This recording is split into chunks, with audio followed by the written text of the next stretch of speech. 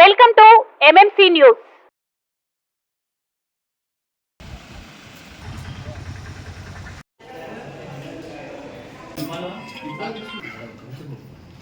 కలం మీది, కృషి మాది. స్థలమైన, ఇల్లైనా ఖచ్చితమైన నమ్మకం మేఘనా కన్స్ట్రక్షన్ అండ్ బిల్డర్స్. మార్కెట్ లో అతి తక్కువ ధరలకే నిర్ణీత సమయంలో 100% వాస్తుతో ఇంజనీర్ల పర్యవేక్షణలో అనుభవజ్ఞులైన తాపీ మేస్త్రీలచే నెంబర్ 1 క్వాలిటీ హౌస్ మెటీరియల్స్ తో మీరు కోరుకునే విధంగా ఇంటి నిర్మాణములు చేపట్టబడును. అన్ని ప్రాంతాల్లో ఇల్లు స్థలాలు అమ్మబడును మరియు కొనబడును. ఇల్లు కట్టుకోదలిచిన వారికి ఇంజనీరింగ్ ప్లాన్ మీరు కోరిన విధంగా ఉచితంగా చేసి ఇవ్వబడును. Proprietor Jampala Prakash. Cell number 9493307777.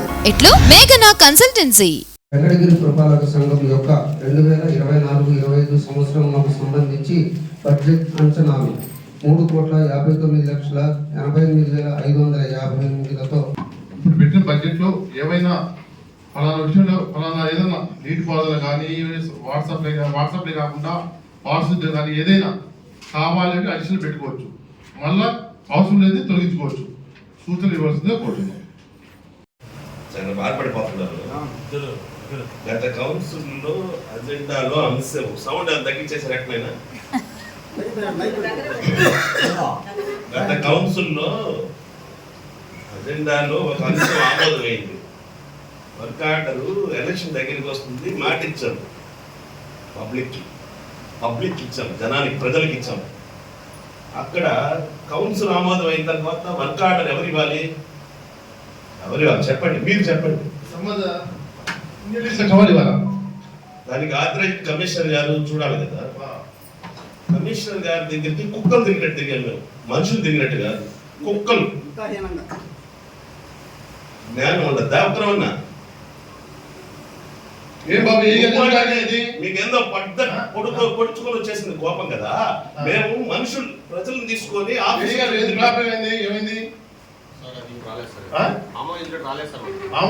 రాలేదా? ఇప్పుడే పెట్టండి. ఇప్పుడే వర్గాలు పెట్టుకుంటే గౌరవ సభ్యులు అడిగినట్లు వాళ్ళకు ప్రాబ్లం ఇప్పుడు బోర్ పెట్టారు. బోర్ చిన్న విషయం, ఆ వర్గాలు చిన్న విషయం పెట్టుకుంటే పెట్టుకునేటప్పటికి పబ్లిక్ ఏమవుతుంది? ప్రజల సమస్యలు పరిష్కరించేదానికి ప్రజావేదికలు ఉండేది. ప్రజావేదికలు మీకోసం కాదు కదా, అది ప్రజల కోసం కదా. అది రిపీట్ కాకుండా చూస్తామండి. ఒకటి, దాన్ని పరిశీలించాల్సిన బాధ్యత కమిషనర్ గా మీకు సంబంధిత ఇంజనీరింగ్ అధికారులకి ఉంది కదా. మరి ఒక చిన్న మాట అనే దానికి మా కడుపులో ఎంత ఆవేదన ఉండొచ్చు. అక్కడ జనం అడిగితే మీరు మనుషుల పశువుల ఇక్కడ ఎట్లా జీవించాలి ఎవరి మమ్మల్ని అడుగుతున్నారు. మమ్మల్ని మనుషుల పశువుల మీరు అని అడుగుతున్నారు. నువ్వు దానికి మీరు చాలా బాధపడుతున్నారు సార్. గతంలో మేము చేసే మున్సిపాలిటీస్ లో ఒకటే మాట సహకరించడంలో ప్రతిపక్షం ఉండదు. అలా మా ప్రతిపక్షం ఉన్నప్పుడు కూడా మేము ఈ విధంగా మాటలు ఇవ్వడం అంటే మాకు ఎందుకంటే కృష్ణా జిల్లాలో 3.5 years చేశారు. ఒక రోజు 3.5 years చేశారు. ఇంకో విషయం, మేము ఫోన్ చేస్తున్నాం వాళ్ళకి, సార్ మాకు చేసి పెట్టండి సార్, ఆర్డర్ సార్, మేము పని చేస్తాం సార్. డబ్బు రాకపోయినా మనుషులు బట్టలు లేకున్నారు సార్, వాసనగా ఉంది, అన్నం కూడా లేకున్నారు సార్ పక్కింట్లో. అది ఫోన్ చేస్తాం. ఫోన్ ఎత్తడం ఎవరు మన మున్సిపాలిటీలో నువ్వు మాట్లాడు అడ్డా రాలే కదా, మాట్లాడుతాను. ఫోన్ ఎత్తడం ఎట్లా చేయాలా? ఎత్తలేదు సార్, అడగండి మీరు. మాకు చెప్తే కదా, ఎందుకు ఎత్తట్లేదు చెప్తే కదా మేము వాళ్ళకి చెప్పాలి కదా. మళ్ళీ పలానా కారణం చేత ఆ ఇంజనీరింగ్ సెక్షన్ అప్పుడు ఫోన్ ఎత్తట్లేదయ్యా అంటే చెప్పాలా. 100 మందిలో రామ్ కుమార్ రెడ్డి గారు వచ్చి మాట ఇచ్చారు ఇక్కడ నేను చేయిస్తానని. మేము దాన్ని ఆయన మాటని తీసుకొచ్చి ఆఫీసర్ చుట్టూ తిరిగి వాళ్ళకి పని చేయించాల్సిన బాధ్యత మా మీద ఉంది. ఎందుకంటే ఆయనకి అక్కడ మాట బాగుంటుంది కదా. నడి వీధిలో గుంటుంటే దీన్ని పొద్దున కల్లా పూర్తి చేయండి, ఇక్కడ గేట్ వాల్ తీసి అవతల పెట్టండి మాట ఇచ్చాడు ఆయన. అర్జీ తీసుకున్నాడు ప్రజల దగ్గర. దాన్ని పర్సు చేయాలని వీళ్ళ దగ్గరికి వస్తే ఫోన్ ఎత్తట్లా, సమాధానం చెప్పట్లా. మేము ఎవరికి చెప్పాలా? ఓటు నాకేసింది మీకు కాదు కదా. మీరు ఆఫీస్లో మేము ఇచ్చినటువంటి ఆమోదాన్ని మీరు పరిపాలన చేసేటువంటి అధికారం మాత్రం మీకు ఉంది. మేము ఇప్పుడు ఇచ్చిన ఆమోదం ఉంది కదా, దాన్ని పరిపాలనా పక్షంగా ఏదైతే మీరు అధికారికంగా మీ సంతకం ఎంతవరకు అంతవరకే. మేము ఆమోదించుకుంటా మీరేం తీయలేదు కదా. ఇక్కడ దీంతో ఆమోదం మేము తిరస్కరించాము, మీరేమైనా చేయగలుగుతారా? యాజ్ పర్ రూల్ ప్రకారం ఉంటే చేస్తాం. రూల్ మే- యాజ్ పర్ రూల్ ప్రకారం చట్టం ప్రకారం ఉంటే ఈ డబ్బు నేను చెప్పేది ఏంటి, డబ్బు రిలీజ్ చేయడానికి మీకు ఏమైనా అధికారం ఉందా? ఆ డబ్బులు యాజ్ పర్ రూల్ ప్రకారం మేము చేస్తాం. ఏదైనా డబ్బుతో ముడిగింది యాజ్ పర్ రూల్ ప్రకారం ఏదైనా రూల్ ప్రకారమే. మీ రూల్ ఎంతవరకు మీ పరిధి? మమ్మల్ని దాటి మీ పరిధి ఎంత? మీ పరిధి ఫైనాన్స్ పరిధి ఎంత? ఎంతవరకు ఖర్చు పెట్టగలుగుతారు? ఒక 5,000 ఖర్చు పెట్టగలుగుతారా? 10,000 ఖర్చు పెట్టగలుగుతారా? చెప్పండి సార్, నాకు తెలుసుకుంటా. మొన్న అన్నారు కదా మీరు నాక 20,000 దాకా ఉంటుంది. మొన్న 20,000 సిబిల్ చేయడానికి లేదు, రూల్ ఎక్కిస్తారు, టెండర్ పెట్టండి అన్నారు కదా మీరు. అవును, 20,000 వరకు ఉందా? 25,000 ఉందా మీకు? యాజ్ పర్ కొటేషన్ అయితే 5,000, కొటేషన్ లేకుండా 20,000 దాకా పెట్టుకున్నారు ఎమర్జెన్సీ అయితే. అది రిపీట్ కాకుండా చూడండి, చాలా ప్రమాదకరమైన పరిస్థితికి వెళ్ళింది మున్సిపాలిటీ. అర్థమైందా? మాట్లాడింది అడిగే మాకు చాలా బాగా, ఒక్కరు కూడా ఫోన్లు ఎత్తడంలా. ఇక్కడ వెంకటగిరి ప్రజలు జీతాల రూపంలో వాళ్ళు తీసుకోవడానికి వచ్చారే కానీ వెంకటగిరి ప్రజలకు ఉపయోగపడేట్టుగా ఎవ్వరు లేరేడా అధికారులు. కాబట్టి ఫస్ట్ దాన్ని గుర్తెరిగి మీరు వాళ్ళకి చెప్పాల్సిన బాధ్యత మీకుంది. వాళ్ళకి ప్రతి ఒక్క గౌరవ సభ్యులకి ఆన్సర్ చేయాలి. నిధులు లేవా లేకపోతే ఏ కారణం ఉందని వాళ్ళకి చెప్పే విధంగా వాళ్ళని ఫస్ట్ ప్రిపేర్ చేసి మీరు స్టాఫ్ మీటింగ్ పెట్టుకోండి, స్టాఫ్ ప్యాటర్న్. ఓకేనా? నెక్స్ట్, గత కౌన్సిల్లో మనం జీత భత్యాల శాలరీస్ కోసం ఇక్కడ పనిచేసేటువంటి వర్కర్లకి శాలరీస్ ఇవ్వాలని గత కౌన్సిల్లో మనందరం సభ్యులందరూ కూడా ఆమోదం చేశారు. ఏంది? జీత భత్యాల కోసం అజెండాలో అంచనా వెంకటేశ్వరరావు గారు, అయ్యా ఒకరు అంచనా చెప్తారా? మా అన్న చెప్పాడు కదా కౌన్సిల్, గత కౌన్సిల్లో జీత భత్యాల కోసం ఇచ్చాం కదా, ఎంత ఇచ్చాము శాలరీస్ కి? పోనీ ఇప్పుడు ఎంత ఇచ్చున్నారు చెప్పండి. పోనీ అది వదిలి, ఇప్పుడు తెలుసు కదా మీకు జీత భత్యాలు గతంలో. మరి ఒక అంచనా ఎందుకు తీసుకున్నామని ఆయనకి రీకౌంటర్ చెప్తున్నాను. మేము ఊహించాం సార్ అని. గతంలో ఎంత తీసుకున్నారు? అజెండా జీతాలకి 19 కోట్లు తీసుకున్నామన్నారు. అదే అంచనా వేశారు. నేను ఈరోజు కౌన్సిల్ ఈ రోజు కొత్తగాడు, గతంలో కౌన్సిల్లో ఉన్నా ఇప్పుడు ఉన్నారు. నేను ఏ రోజు కూడా వెంకటగిరి పురపాలక సంఘంలో జీతాలు ఇవ్వకుండా ఉండేటువంటి పరిస్థితి లేదు. ఎవరికి? పనిచేసే ఉద్యోగులకి. వాళ్ళు ఎంతో కష్టపడి ఆ కాలంలో కాళ్ళకు చొప్పులు లేకుండా దిగి పనిచేస్తుంటే అయ్యో అనిపిస్తుంది మాకే చూసి. ఏదో మాకు తెలిసింది ఏదో ఇస్తాము చేస్తాం పోతున్నారు. మరి వాళ్ళకి జీతాలు ఎందుకు ఇవ్వట్లేదయ్యా? గతంలో అంతా కూడా ఇదే బడ్జెట్ ఇస్తున్నాము, ఇన్ని కోట్ల రూపాయలతో బడ్జెట్ ఇస్తున్నాము, వాళ్ళకి జీతాలు ఇవ్వకుండా ఉండేటువంటి దుర్మార్గం పరిస్థితి ఎందుకు వచ్చింది? ఆ డబ్బంతా ఏమైంది? గతంలో ఇచ్చిన డబ్బంతా ఈరోజు అంతకంటే అసెస్మెంట్ పెరిగింది, రాబడి పెరిగింది. అజెండాలో ఈరోజు కోట్ల రూపాయలు అభివృద్ధికి అంచనాలు వేసాం మేమని ఈ యొక్క అజెండాలో రూపొందించారు. ఆ డబ్బంతా ఏమైంది? గతంలో ఇచ్చినటువంటి ఆమోదం ఇచ్చేసాం కదా ఆల్రెడీ. 19 కోట్లు మాట చెప్పినట్టు 19 కోట్లు ఇచ్చాము. ఎంత వచ్చింది దాంతో? అంటే మీరు అంచనాలు తీసుకొని మీకు కావాల్సిన వరకు వాటిని డ్రా చేసుకుంటున్నారా? లేకపోతే ఈ అంచనాలు ఆమోదించిన దాన్ని ఆ యొక్క ఎవరికైతే జీత భత్యాలకు పోవాలా, ఏదైతే డెవలప్మెంట్కి పోవాలా, ఎక్కడ అవసరాలకి సార్ చెప్పట్టు అర్జెంట్ అయితే 5,000 లేకపోతే 20,000 యాట్రా చేస్తున్నారు. దీనికి జీత భత్యాలు ఎందుకు లేదు అని అడుగుతున్నవి వర్కర్లకి. 8 నెలల నుంచి పెండింగ్ ఉంది. కారణం ఏంటి? గతంలో ఇదే బడ్జెట్ ఇచ్చాము, ఏ రోజు జీత భత్యాలు ఆపరా కదా వాళ్ళకి. ఈ రోజు ఎందుకు ఆపాల్సి వచ్చింది? వాళ్ళందరూ కనీసం వెంకటగిరిలో జాతర జరిగితే అన్నానికి తిండి లేక, పండగ జరిగితే లేక ఎన్ని బాధలు పడుతున్నారు వాళ్ళు. అవునా కదా? చెప్పు, కారణం ఏంటి అని అడుగుతున్నా. గతంలో మనం ఇచ్చాం కదా. ఇప్పుడు ఈ అంశాలని ఆమోదించామా లేదా గతంలో? మరి ఆ డబ్బు ఏమైంది అని అడుగుతున్నా నేను. డబ్బు మీ ఇష్టం వచ్చినట్టు తీయంగళ్ళకి ఇండివిజువల్ చెక్కులు రాస్తారా? ఎంత దుర్మార్గాన్ని కొడిగట్టారు ఆఖరికి. ఇండివిజువల్ నేమ్స్ తో రికార్డ్స్ లేకుండా లక్షలాది రూపాయలు చెక్కులు రాస్తారు మీరు. ఎట్లా చేస్తారు అసలు? ఇంత దుర్మార్గానికి ఎక్కడ కట్టారయ్యా? కోట్ల రూపాయలు డబ్బు. ఈ డబ్బంతా ఏమైంది?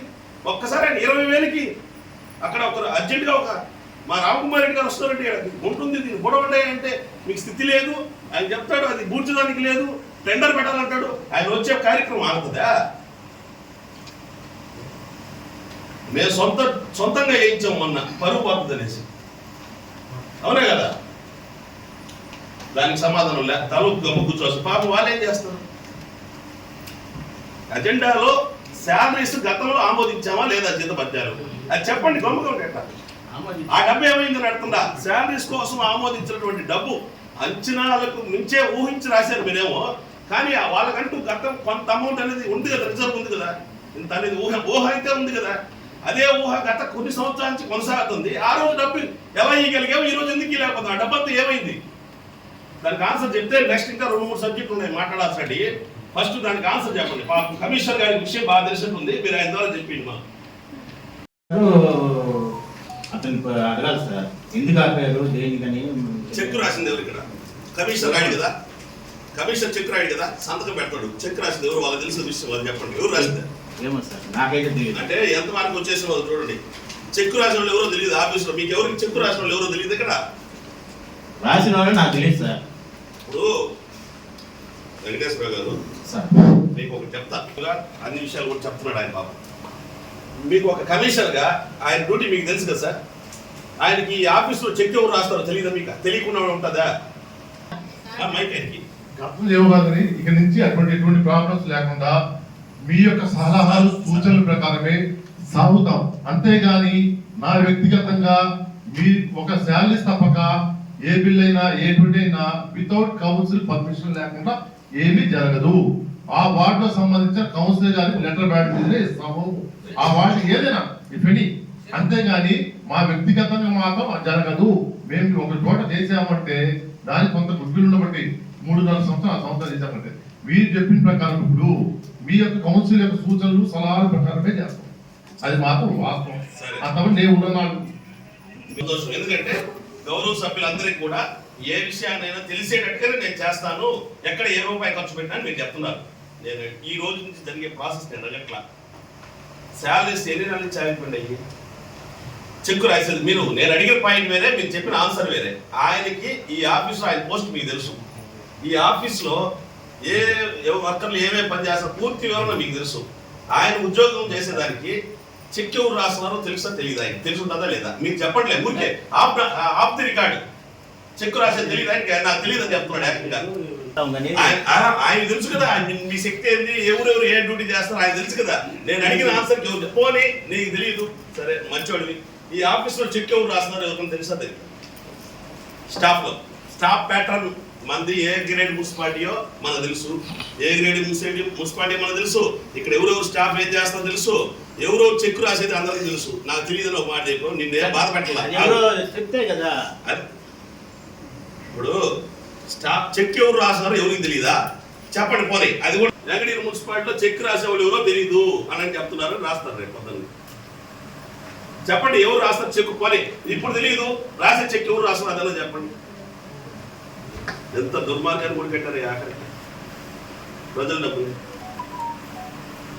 ఇప్పుడు మాట్లాడే రోజంతా మాట్లాడచ్చు దాని గురించి కాదు, సమస్య గురించి చేస్తే నెక్స్ట్ స్టెప్కి వెళ్ళిపోతాం. ఎందుకు చెప్పండి, మిగిలిన వాళ్ళు కూడా మాట్లాడాలి కదా.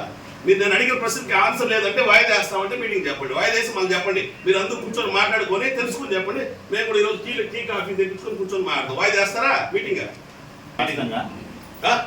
చెక్కు రాసేది అయితే నాకు తెలియదు. అదే ఎవరు రాస్తున్నారు పోనీ నీకు ఎవరన్నా స్పందించాలి కదా.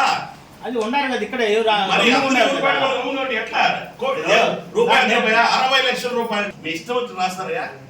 గౌరవ సభ్యులతో పనే లేదా?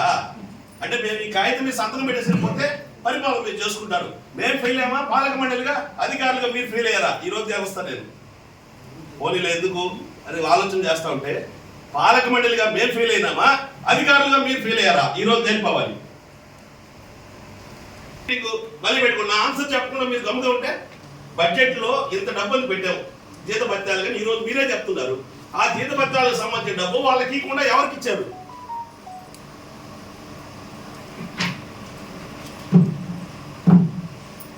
పాలక మండలి అధికారుల ఎవరో చెప్తే పాలక మండలి రద్దు అయిపోయింది. ఏమో చెప్పండి, మీ నిర్ణయాలు మీరు తీసుకోండి.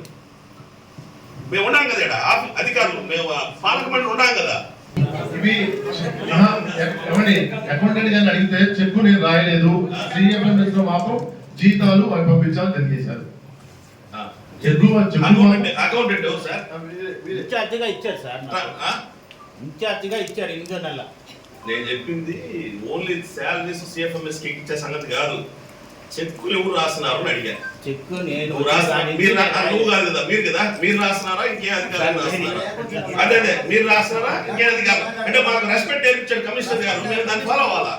మీరు ఫాలో అవుతుంది రేపు నుంచి. ఫోన్ ఎత్తకపోతే నేరుగా ఆఫీస్ కాడ కూర్చి టేబుల్ కాడ కమిషనర్ టేబుల్ కాడ కూర్చుంటా అడ్డంగా కూర్చుంటారు. ఫోన్ ఎత్తలేదు వెంకటేశ్వరు జమీరు ఫోన్ ఎత్తలేదు అని కమిషనర్ టేబుల్ మీద కూర్చుంటా వచ్చి నేరుగా కింద కూడా కూర్చోరు పైన కూర్చుంటా. రేపు రెస్పెక్ట్ ఎట్లుందో మేము కూడా చూపిస్తాం. రేపు ఇంజనీరింగ్ సెక్షన్ గురించి అడిగా, ఇంజనీరింగ్ సెక్షన్ గురించి చెప్పా. నేను అడిగేది అది కాదు, సిఎఫ్ఎంఎస్ ఎక్కిచ్చే సంగతి వేరే. చెక్ అయితే నేను రాయలేదు. అదే ఎవరో చెప్తే చెప్పండి, లేదా మీటింగ్ వాయిదా వేయండి, మళ్ళా పెట్టుకుంటాం భోజనం తర్వాత అయినా. Vigilance and enforcement letter council ద్వారా తీర్మానం చేసి విజిలెన్స్ ఎంక్వైరీ చేయిస్తాం. మేము ఏమనుకుంటారు మమ్మల్ని అంటే మేమే చేతకారం అనుకుంటారు. ఇక్కడ ఉండేవాళ్ళ ప్రతి ఒక్కరు ఇక్కడ ప్రతిభావంతులే, ప్రతి ఒక్కరికి అవగాహన ఉండేవాళ్ళు. ఇక్కడ అందరూ గంట పాలనకి ఇస్తే ఒక 2 రోజులు మాట్లాడగల సబ్జెక్ట్ ఆయన దగ్గర ఉంది, మాట్లాడలేక కాదు. కాకపోతే మీ ఇష్ట ప్రకారం మీరు రాసుకుంటా పోతుంటే మేము ఎందుకు ఉండేదా ఏదైతే చెక్ ఎవరు రాశారు చెప్పండి, లేదా మీటింగ్ వాయిదా వేయండి. ఎంత రూపాయి ఉంటాయా? లక్షల రూపాయల?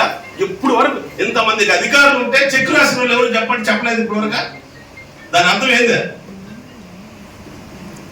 మీరు నాకు ఆన్సర్ చెప్తే వాయిదానా మీటింగ్ ఏదైనా కాఫీ టీ తర్వాత పెట్టుకుంటామా ఆలోచించుకొని చెప్తారా, లేదా ఎవరు ఆయన రాశాడు చెక్ అని చెప్తే ఆయన చెక్ రాసే అధికారం ఎట్టొచ్చిందో నేను అడగతా.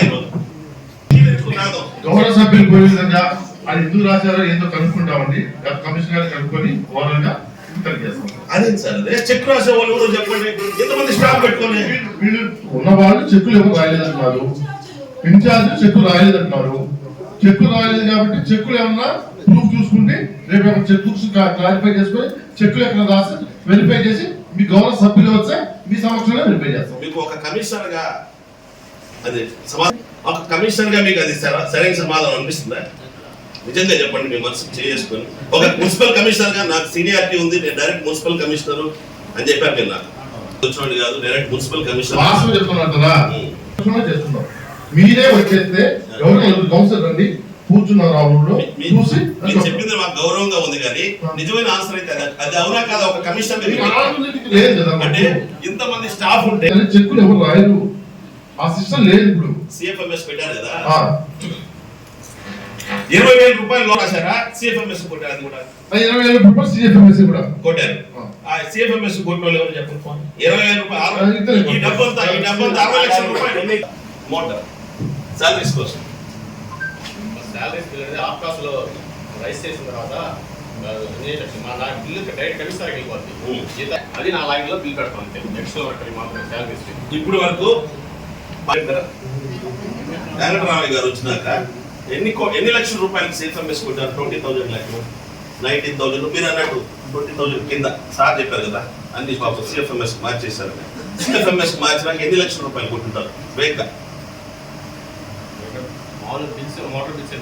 ఏదైనా కానీ ఇప్పుడు మా వార్డులు అంటే కాంట్రాక్ట్ పెట్టి చేయించాము, మా వార్డులు కాదు జనం లేదు కదా.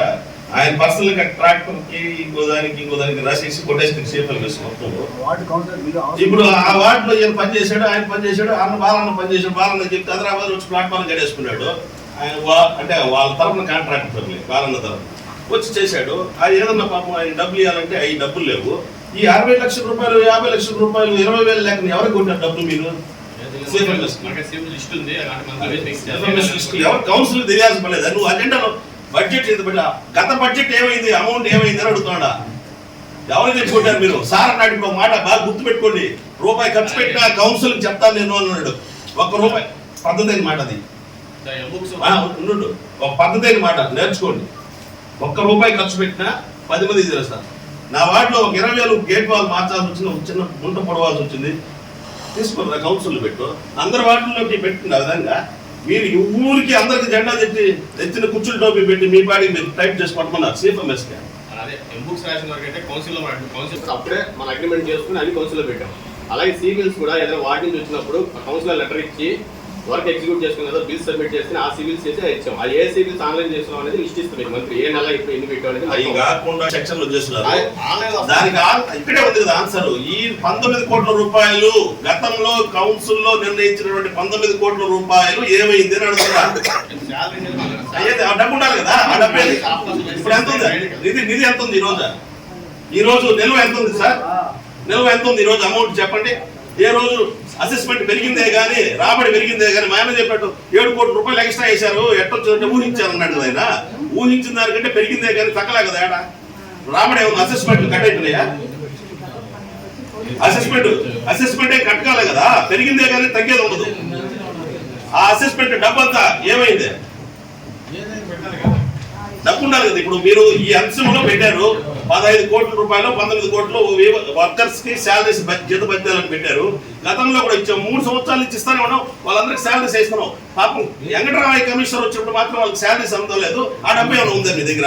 ఈ రోజు ఏమైనా ఉందా నిల్వ? ఏమైనా డబ్బు ఉంటే చెప్పండి. ఓహో ఆ డబ్బు ఏడు ఎత్తిపెట్టున్నారు, మనం అంచనాలు వేసిన డబ్బు ఎత్తిపెట్టాము కాబట్టి మనం ఇవ్వచ్చు అని చెప్పచ్చు. ఆ డబ్బు ఉందా లేదా అదే చెప్పండి. నిల్వ ఉందా చెప్పండి. ఎవరు అకౌంట్ చూసేది ఎవరు పోలే? నేను అకౌంట్ సెక్షన్ వచ్చి 6 నెలలు సార్. అంతకుముందు ఎవరు చేస్తున్నారు అకౌంట్స్?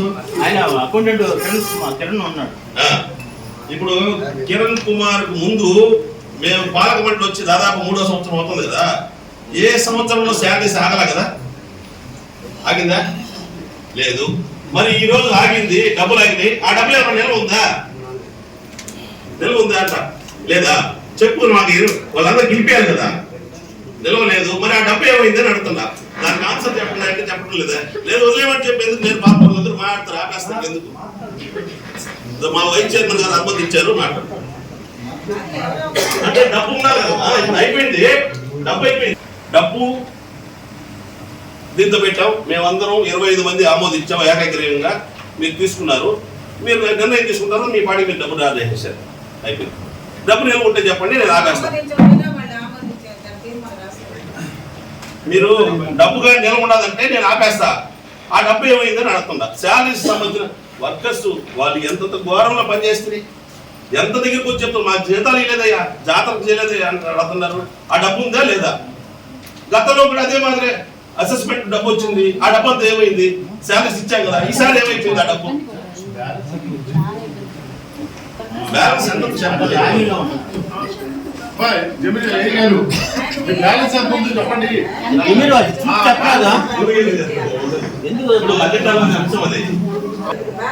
ఇప్పుడు ఈ గత సంవత్సరంలో మనం ఎంత సంపాదించి పెట్టినాము, ఎంత ఎత్తి పెట్టినాము డెవలప్మెంట్ కి, ఆ డబ్బు ఎంత ఉందో చెప్తే కదా.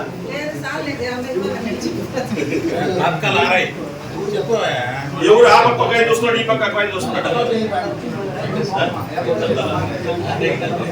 సంవత్సరం రోజులు బడ్జెట్ మీటింగ్ పెడితే ఈ బడ్జెట్ లోకి కొత్త బడ్జెట్ లో పోతాం. ఎంత నిల్వలు ఉన్నాయి, కనీసం ఏం నిల్వలు ఉండేదాన్ని కూడా ఫోన్లు ఎత్తుకుంటున్నారంటే మీరు ఎంత నెగ్లెక్ట్ గా ఉన్నారనేది క్లారిటీగా అర్థమైపోతుంది. వెంకటగిరి ప్రజానికాన్ని మీరేమో అమాయకులుగా చూడబాకండి. మీ ప్రతి ఒక్క కదలికలను గమనిస్తున్నారు, అధికారులు ఏ విధంగా పనిచేస్తున్నారు వెంకటగిరిలో అనేది. మీ మాకు చెడ్డ పేరు వస్తుంది అంటే మేము పాలక మండలిగా మేము ఫెయిల్ అయినట్ట, అధికారులుగా మీరు ఫెయిల్ అయినట్ట ఈరోజు తేలితే అంటే మేము అడగలేదనేసి కదా మీ ఉద్దేశమా?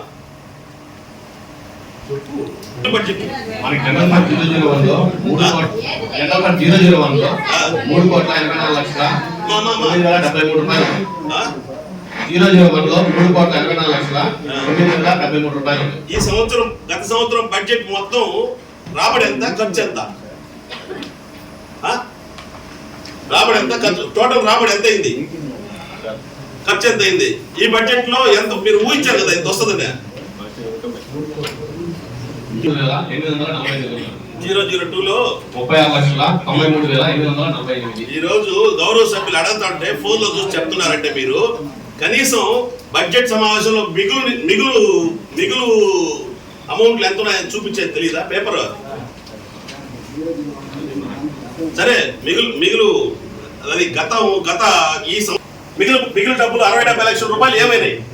ఎవరు సిఎఫ్ఎంఎస్ కొట్టారు, దేని మీద కొట్టారు? ఆయిల్ పట్టుకుంటారు, రాస్తారు. ఎందుకు జరుగుతుంది ట్రాక్టర్ రోజా?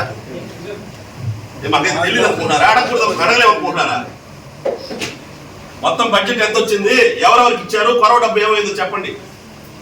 అందరూ వెళ్ళిపోతారు. ఇప్పుడు మేము చైర్మన్ గారు దీనికి లెటర్ ఇస్తాం, అందరం కలిసి ఇచ్చి దీని మీద విజిలెన్స్ ఎంక్వైరీ ఎన్ఫోర్స్మెంట్ లెటర్ సిఫార్సు చేస్తాం ఈరోజు కౌన్సిల్ నుంచి. ఏమనుకుంటున్నారు అధికారులు మనల్ని లెక్కలేని చేతకారులు అనుకుంటారా? మీరు మమ్మల్ని ఫెయిల్ చేయాలనుకుంటారు, మీరు ఫెయిల్ అయిపోతారు, అందరూ కటకటాలకు వెళ్తారు. చూస్తానండి ఎవరైతే తప్పు చేసేవాళ్ళు అందరూ అంటే తప్పు చేసిన సంగతి చెప్తున్నా, అందరూ మమ్మల్ని అనబాకండి. మళ్ళా తప్పు ఎవరైతే చేస్తున్నారో ఎవరికి ఇస్తారా?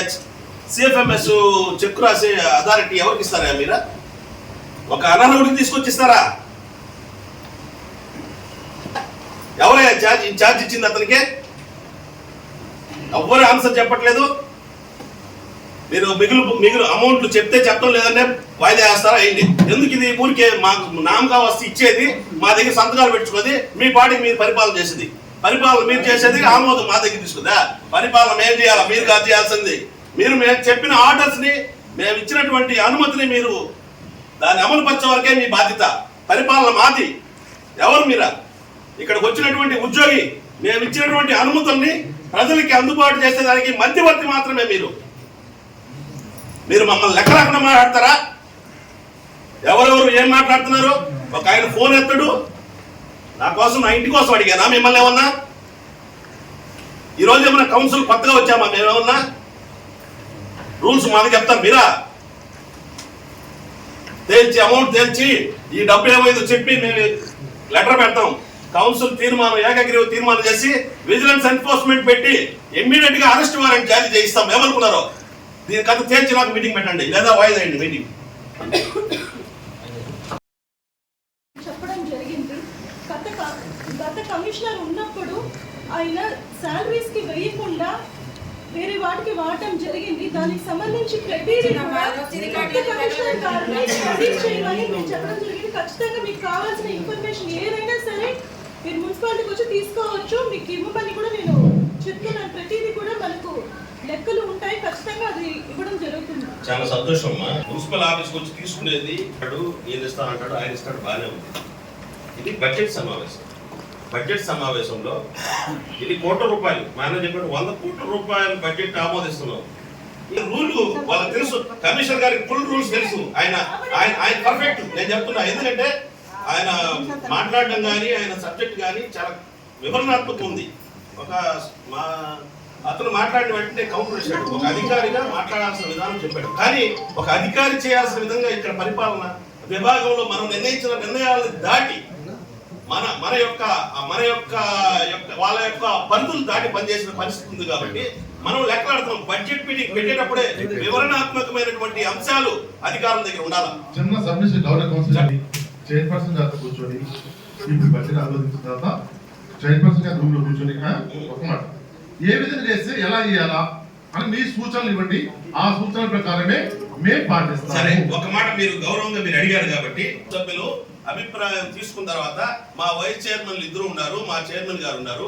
వీళ్ళందరూ అభిప్రాయాలు దానికి అంగీకరిస్తే ఇమీడియట్ గా దీని మీద యాక్షన్ తీసుకొని ఈ రోజు విజిలెన్స్ అండ్ ఎన్ఫోర్స్మెంట్ కి లెటర్ పెట్టి దీని మీద విచారణ సిద్ధంగానే అయ్యేటట్టుగా ఉంటే మీరు దీనికి ఓకే అయితే మా వాళ్ళందరి అభిప్రాయాలు తీసుకోండి. అందరూ కానీ ఇట్లా చేద్దామంటే నా అభిప్రాయం కూడా వాళ్ళతో కలిసి పనిచేస్తాం.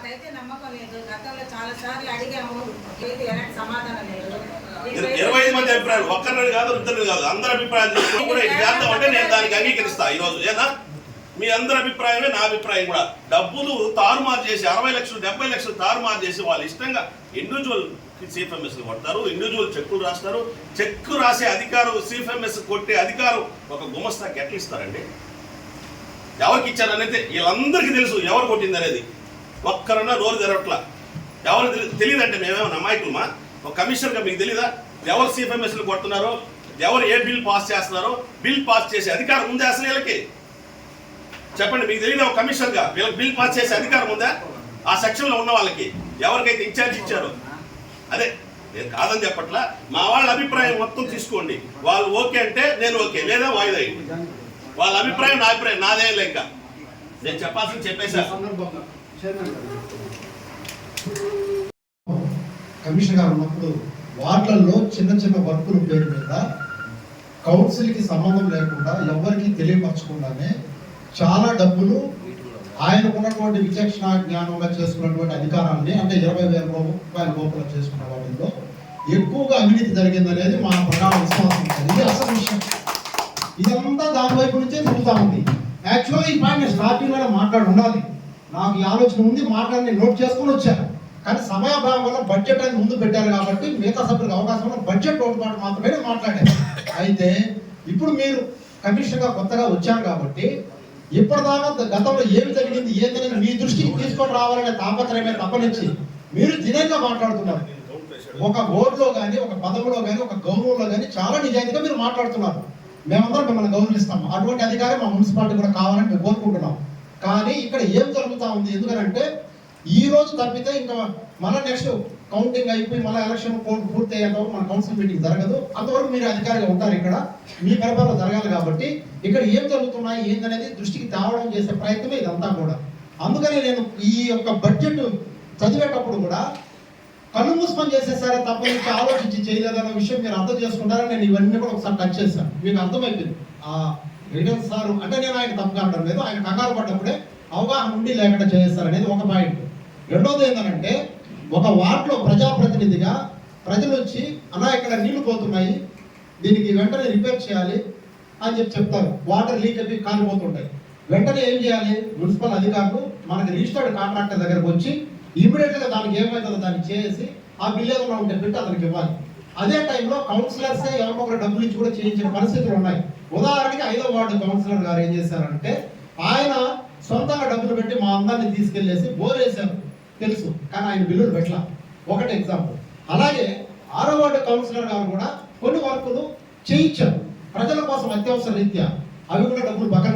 కాబట్టి దాని మీద చైర్మన్ గారు అమ్మా మీరు గట్టిగా దృష్టి పెట్టి ఇప్పుడు జానకిరామ్ చెప్పినట్టు దీని మీద ఒక ఎంక్వైరీ పెట్టి ఆయన హయాంలో లాస్ట్ వెళ్ళేటప్పుడు ఎంత డబ్బులు తీసుకెళ్లాడు, ఏ విధంగా డ్రా చేసేసాడు అని చెప్పేసి దాని మీద కానీ ఒక్కసారి ఎంక్వైరీ గారు పెట్టిస్తే మొత్తం విజిలెన్స్. ఎందుకంటే ఎందుకంటే విజిలెన్స్ వాళ్ళే దాన్ని మొత్తం పరిశీలిస్తారు కాబట్టి మనం కూడా ఇది అయిపోయిన వెంటనే లెటర్ ఇచ్చేస్తాం. మీరు మాత్రం ఎట్లయితే అట్లా విజిలెన్స్ వాళ్ళకి రిపోర్ట్ చేయాలి. దాని లెక్కలు మీరు చూపించాల్సిన బాధ్యత ఉందా లేదా అని అడుగుతున్నా. ఉందా లేదా? ఉన్నప్పుడు దీని మీద మనకు కరెక్ట్ గా ఎవరే గానీ ఆన్సర్ చెప్పలేకున్నారు. మీకు కూడా తెలుసు కాబట్టి ఫస్ట్ విజిలెన్స్ ఎంక్వైరీ సిఫారసు చేస్తే మేము దీన్ని ఆమోదిస్తాం. ఫస్ట్ చేయాలి, మాకు విజిలెన్స్ ఎంక్వైరీకి సిఫారసు చేయండి.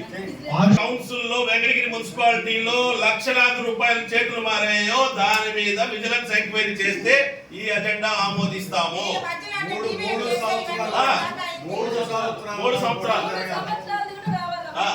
3 సంవత్సరాలు అందరి అభిప్రాయం ప్రయత్నం.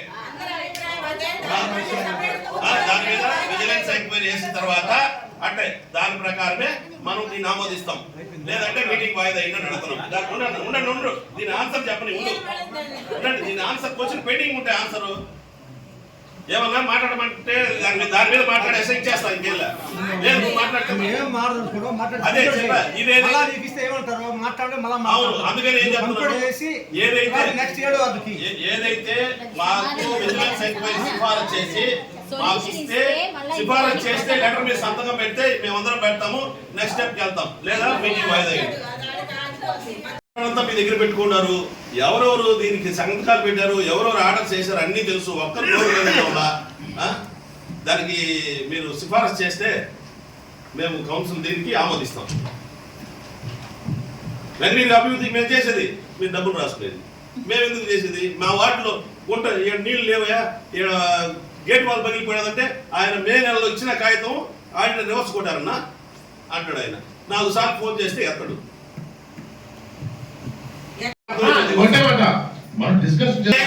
ఇది ఆమోదం కావాలంటే మనం కాగితం డిస్కషన్ వద్దు. దీని సంగతి ఏం చేసేయండి. లేదా మీరు వివరణాత్మక వివరణ ఇస్తారంటే లెక్క ఉంటే చూపి. ఈ డబ్బుకి ఏమైందని లెక్క ఉంటే మీ దగ్గర చూపిస్తారంటే అసలు మేము సిఫార్సులు వద్దు ఏమొద్దు. మీకు ఇక్కడ కౌన్సిల్ అయిపోవాలా, కౌన్సిల్ అవ్వాలా. మీరు ఆడ కూర్చొని నిర్ణయాలు తీసుకున్నారు. మేము దేనికుంటే తీర్మానం చేస్తే ఒకటే మీరు అకౌంట్స్ చూపిస్తారా లేదా సిఫారసు చేస్తారా విచారణకి. ఈ రెండింటిలో మాకు చెప్పండి, దీన్ని ఆమోదం చేస్తాం.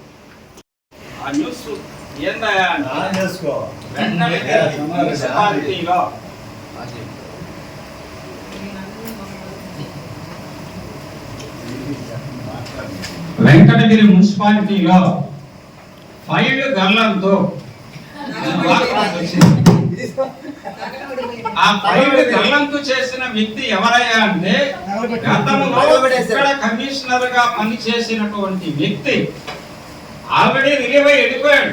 ట్రాన్స్ఫర్ మీద ఆ వ్యక్తి మళ్ళీ వచ్చి ఇక్కడ ముఖ్యమైనటువంటి ఫైల్ని దొంగతనం చేసి తీసుకెళ్ళాడు.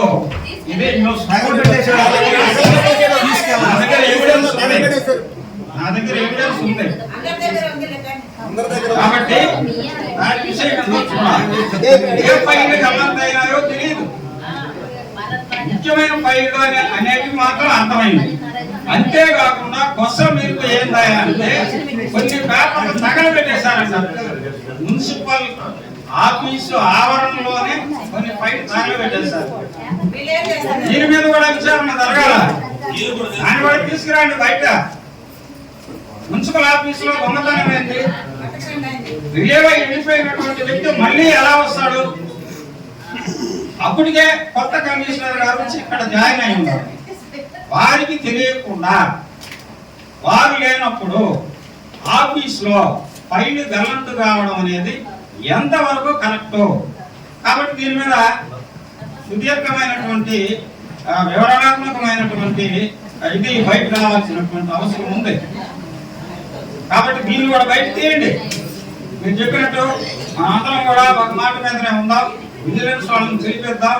ఏ ఫైల్ మాయమైనాయి, ఎంత వస్తువులు గల్లంతైనాయి, ఇవన్నీ కూడా తీసుకుందాం.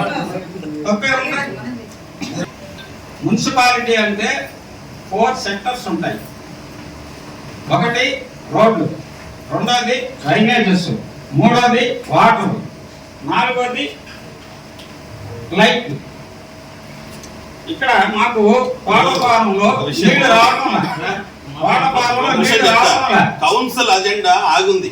మీకు అర్థమవుతుందా? ఆయన మాట్లాడతాడు, మీరు సంతకాలు పెట్టుకుని వెళ్ళిపోమని చెప్పేదానికి మీరు ఆన్సర్ చెప్పకుండా అవతల మనుషుల దగ్గర ఎట్లా మాట్లాడిస్తారు? అది ఎట్లా మాట్లాడిస్తారు? నాకు క్వశ్చన్ చేశాను, మీరు దానికి వివరణాత్మక ఆన్సర్ ఇచ్చిన తర్వాత సబ్జెక్ట్లోకి పోవాలా? మీరు ఆన్సర్ చెప్పకుండా పక్కన వ్యక్తి దగ్గర ఎలా మాట్లాడిస్తారు? అంటే మీరు మా అభిప్రాయాలని మమ్మల్ని అవమానపరుస్తున్నట్ట, లేకపోతే మీరు పార్టీకి మీరు నిర్ణయాలు తీసుకొని కౌన్సిల్ జరుపుతున్నట్ట? కూర్చొని మాట్లాడే సంగతి ఎవరు ఒప్పుకోవట్లేదు. దానికి మీకు అర్థమవుతుందా? అంటే మా అభిప్రాయాలు కాదని మీరు చేస్తారా? మా అభిప్రాయం ఏకగ్రీవం చెప్తారా?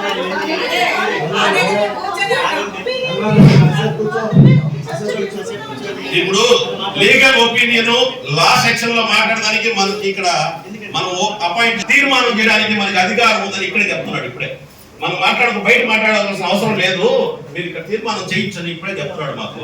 కాబట్టి మీకు ఆ సెక్షన్ లా సెక్షన్ లో కూడా క్లియరెన్స్ ఇచ్చేసారు సార్ చెప్పారు. కాబట్టి దీని ఆన్సర్ తర్వాత నెక్స్ట్ స్టెప్ పోతే బాగుంటది, గౌరవంగా ఉంటది. మీరు క్రాస్ చేసుకోవాలనుకో తప్పుగా ఉంటుంది. మీకు ఒక కమిషన్ గా మీకు తెలుసు.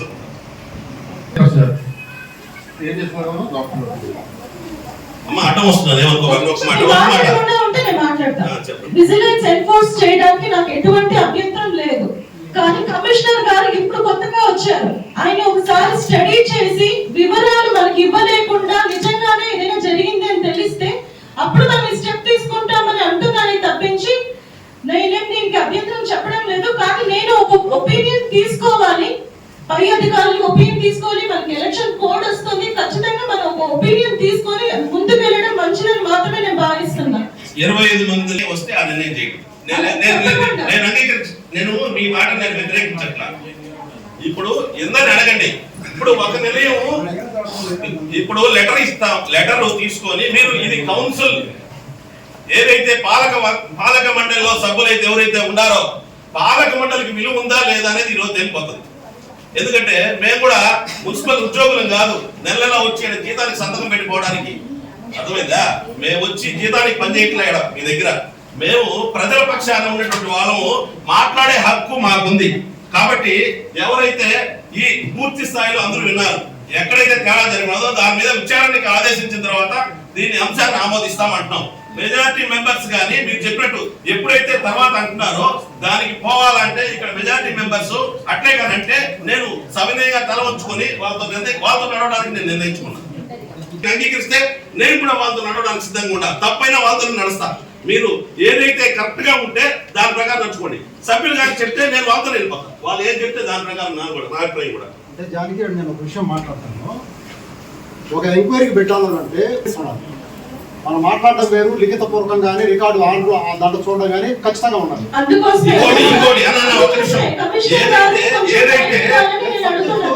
ఏదైతే ఉండదో అర్జీ రూపంలో దాని మీద ఆదేశించాలి. ఇప్పుడు నేను మాట్లాడాను, ఆయన సబ్జెక్ట్ చెప్పాడు, ఒక విషయం ఉండు.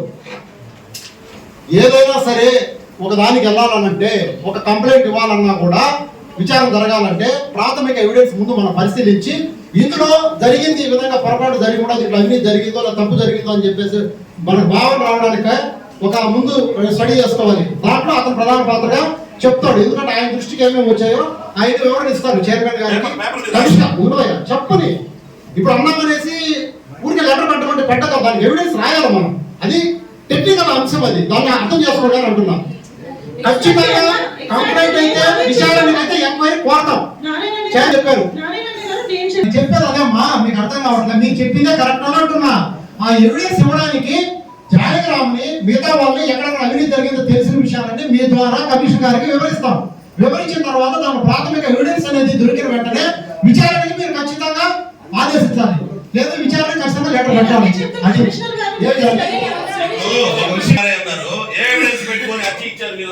చెప్పండి, ఏ ఎవిడెన్స్ పెట్టుకో, ఒక అర్జీ రాసి ఇచ్చారు పలానా దగ్గర జరుగుతుందంటారు. మేము ఏ అర్జీని ఇచ్చే అధికారం సామాన్యంగా ఈ దేశంలో పౌరులకు ఉంది.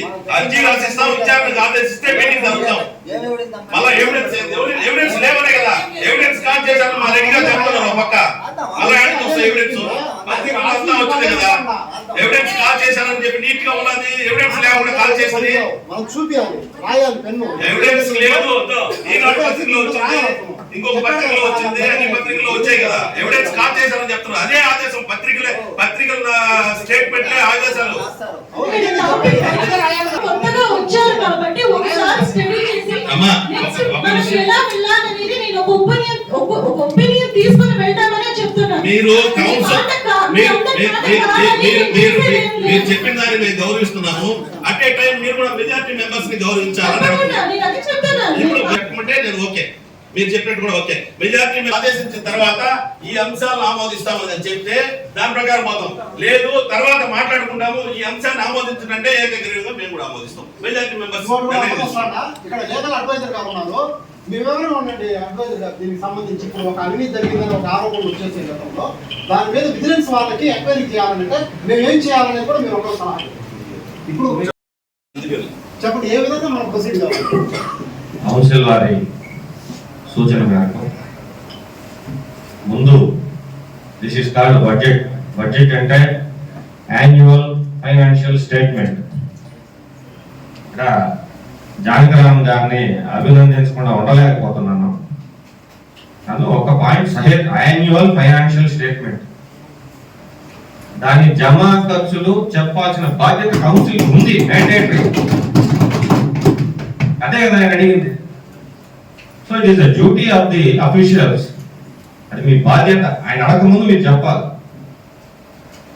ఆయన అడగకముందు మీరు చెప్పాలి. కానీ యాజ్ ఏ విజ్ఞుడిగా నా ఆవేదన కూడా ఏంటంటే, ఈ రోజు ఈ బడ్జెట్ కనుక పాస్ కాకపోతే కమిషనర్ గారికి బాగా తెలుసు, దీని పర్యవసానాలు మళ్ళీ జీతాలు లేకుండా అల్లాడాల్సి వస్తుంది. ఉద్యోగస్తులు కూడా పోయినసారి కార్మికులు మాత్రమే అల్లాడారు. ఐ థింక్ అవే రైట్.